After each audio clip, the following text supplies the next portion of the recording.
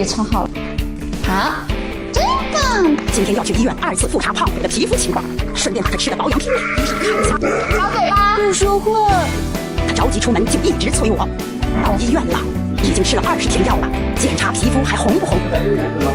行了，再继续拿点药。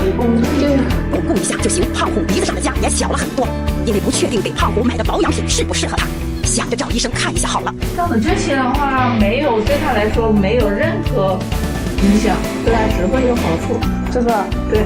吓死我了！我以为说没有任何好处，胖虎啥也没干就累了。让医生给胖虎开了一些保养品，我感觉这里长期吃的保养品还是在医院开保险贴。自己装啊，装了一书包药回去吃。我下去付个钱，我付个钱。好，我扫你。好。